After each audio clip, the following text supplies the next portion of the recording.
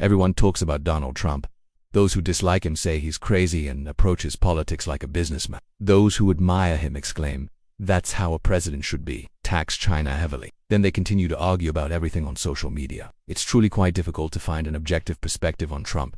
Those who appreciate him do so deeply and those who dislike him do so intensely. And no one really knows if Trump is truly behind those decisions or if he's colluding with Putin for some agenda. The way Mr. Trump constantly changes tax policies leaves the world in uncertainty. Stock markets become a roller coaster, businesses don't know what to do, and money loses value. Everyone is cautious, except for a few businessman types. Meanwhile, ordinary people are holding tightly to their money, waiting for things to stabilize with a reserved mindset. So, in this video I will try to explain as simply as possible what happened and hope that together we can learn something. This video is compiled and updated from many sources of information, so if there is anything wrong or needs correction, please comment below, where we update and simplify the latest financial and economic information. Now, on to the video. Right at the beginning of April 2025, Trump announced a colossal tariff package, causing a major market panic, and then he made a U-turn and scrapped it. Why did he do that and then reverse course? First, we need to understand what a trade deficit is, because this directly affects tariffs. This is extremely simple. We have two countries, one is the US and one is China, or any two countries you choose. The US and China are two independent economies. Each country produces goods and services for consumption and investment, and they also trade with each other. The US sells goods and services to China. This is an export from the US side, and China sells goods and services to the US. This is an import for the US. This isn't really a problem because that's how the world works. However, one issue is that the US is a wealthy nation with relatively high wages. If you've ever been to the US, especially in recent years, you'll find that the cost of living there is very expensive, much more so than in any other country in the world. China, while growing wealthier, is still a poorer nation compared to other Asian countries. In places like China or Southeast Asia, prices and wages are lower. This means that people in Asia find it hard to buy goods exported from the US because these products are too expensive for them. Meanwhile, Americans are increasingly affluent, and the dollar is quite strong, especially since COVID-19, allowing them to purchase more goods. Consequently, the volume of goods flowing from China to the US is significantly greater than from the US to China. This creates a trade imbalance, which for the US is called a trade deficit. So, how do Americans rebalance this? Simply put, if I buy more from you than you buy from me, the way we balance this is by me paying you. Secondly, we can call this a capital account. Economists would say that if there's a trade imbalance, you'll have to balance the capital account. You don't need to know what a capital account is, but you do need to understand the concept of asset flow. Assets here include money, real estate, debt, and so on. China is selling a lot of goods to the US, but the US isn't selling as many goods to China. As a result, US money is flowing more into China's pockets. This money is then used by Chinese individuals and entities to buy US assets like American land and companies. If Americans haven't paid the Chinese yet, it means Americans owe money to the Chinese. In essence, there's an asset flow from the US to China.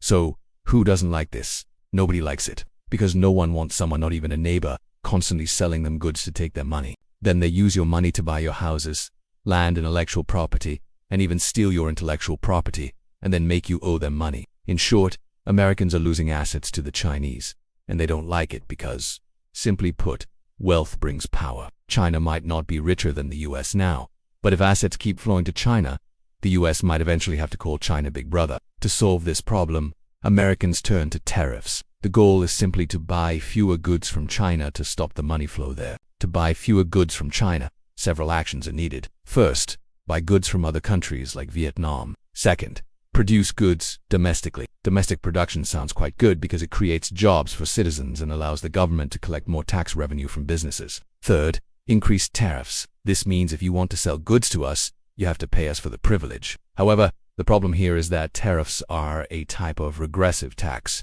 To explain regressive tax, I'll start with the concept of a proportional tax. A proportional tax means everyone pays the same percentage of tax based on their income. For example, if the tax is 20% and you earn 100 million, you pay 20 million in tax. If you earn 1 billion, you pay 200 million in tax. It doesn't matter if you earn a lot or a little. You just pay 20% to the government.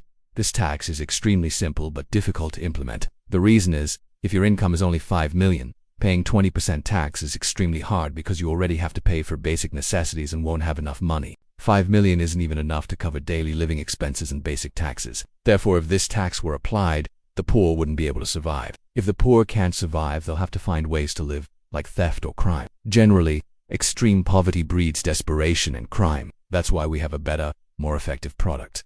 Progressive tax means the more money you earn, the more tax you have to pay. In Vietnam, if you earn under 5 million a month, you pay 5% tax. If you earn from 18 to 32 million a month, you pay 1.5 million in tax plus 20% tax on the income exceeding 18 million. If you earn over 80 million, you pay 18.15 million in tax plus 35% tax on the income exceeding 80 million. This progressive tax helps the poor avoid excessive hardship, and the rich are not allowed to become too wealthy without contributing to society. Economists like progressive taxation because the idea is that the wealthy will have to contribute money to help the poor and middle class have an easier life, and that's how society becomes fair. Progressive tax and proportional tax are two common forms of taxation, but there's another type of tax called regressive tax, and tariffs are a prime example of a regressive tax. So, what is a regressive tax? A common example in the UK is council tax. It's a type of tax you have to pay when you live in a house. Initially, this tax was designed for expensive houses to pay more tax. However, over time, it became a tax that everyone has to pay. The problem is if you have an income of £2,000, you'll have to pay £2,000 in tax. Meanwhile, someone with an income of £2 million also only pays £2,000. This means the poor will have to pay 100% of their income in tax, while the rich only pay about 0.1%. This is the weakness of regressive taxes. The poor are taxed very heavily, while the rich are taxed very little. So why are tariffs a regressive tax? Because tariffs are a tax on goods, not on income. This means the buyer bears the tax, not the seller. We can see this example when buying cars in Vietnam. Car taxes in Vietnam are extremely high. That's why buying a car in Vietnam is much more expensive than in other countries. And that tax isn't paid by BMW or Toyota or Kia but by Mr. Long or Mr. Quang Lin Vlog, you might think. So what? Because the rich spend more money anyway than the poor, implying the rich will be taxed more. But the problem is that the rich don't spend as much money as they earn.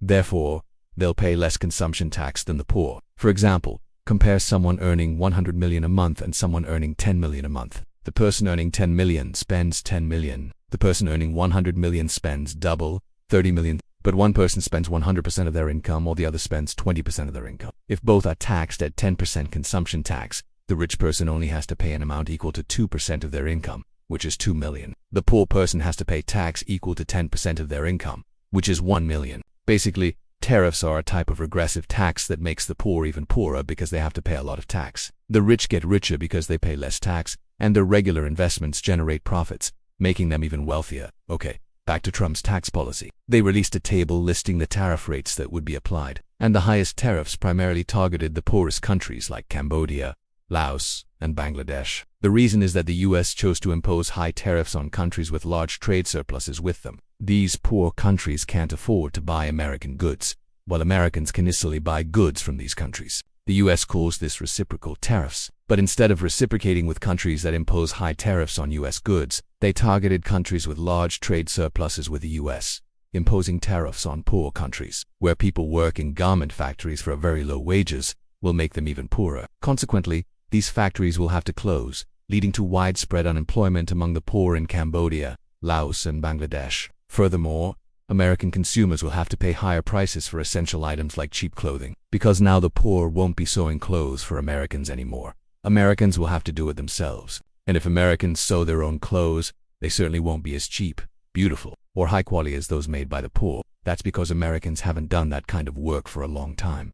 Nowadays, Americans mainly produce chips and cars. They don't sew shirts or shoes anymore. This US tariff policy also targets strategic countries like Cambodia and Laos, which are located near China, a major US rival. From a domestic perspective, many economists argue that these tariffs have no long-term plan whatsoever. They're simply meant for Trump to score points with the media. If I were a business owner considering building a factory, and the US imposed tariffs that I knew they'd revoke in a week, I wouldn't build a factory anywhere. If I don't build a factory, my capital is tied up, money doesn't circulate, and the economy stagnates. And I'm certainly not the only one. So, what happened after Mr. Donald Trump held up that chart? The economy became unstable, financial markets went completely crazy, and the stock market plummeted. The reason was very clear. Nike and Apple primarily produce goods in poorer countries. Apple makes many phones in China, while Nike and cheap apparel brands make clothes in Bangladesh, Vietnam, or Cambodia. So, the price of an iPhone would nearly double in the US. Many even said the market last week crazier than COVID-19 or early 2008. And I think the reason is that in 2008, even though it was very serious and we genuinely talked about the possibility of a severe global economic contraction, at least back then, the government also wanted to avoid a global Great Recession. But last week we didn't know what the hell the US government wanted. Sometimes they seemed to want to crash the stock market. Other times it was like they wanted to destroy the global economy. Many wealthy individuals were reflexively buying in, but I'm pretty sure they didn't know what the future held either. Trump seemed happy when the market crashed. Then, on April 7th, a rumor from a source named Financial US claimed the US wouldn't impose tariffs anymore.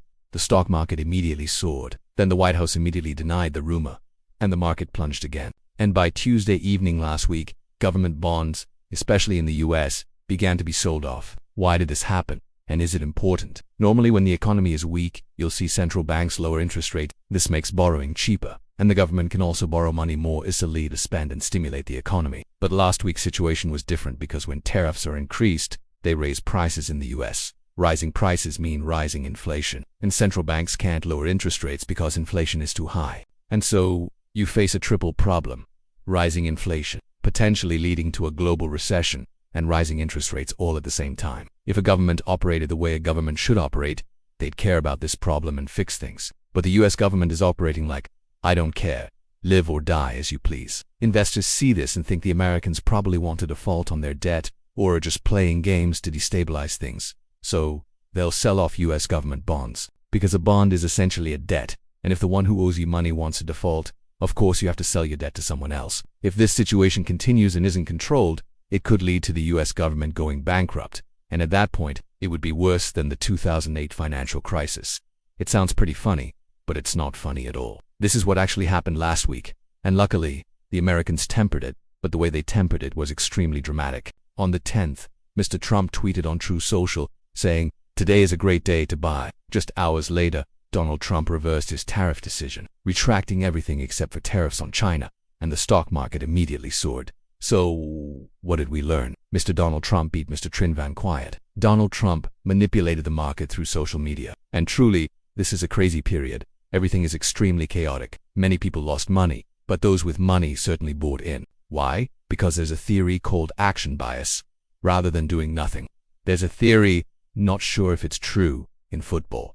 When it comes to penalty kicks, statistics show that the goalkeeper standing in the middle is best, because if the shot goes into the corner, you can't save it anyway. But if it's near the middle, you have a higher chance of saving it. However, goalkeepers very rarely stand in the middle, because no one pays a goalkeeper to stand in the middle. It looks stupid and lazy. And when there's a crisis, everyone experiences everyone feels like their moment has come and they need to do something immediately. Because if there's a crisis and you do nothing, everyone will think you're stupid. You'll be the goalkeeper standing in the middle. But the truth is, when something crazy happens, like what happened last week, no one can understand what's going on. And if you don't understand, don't play.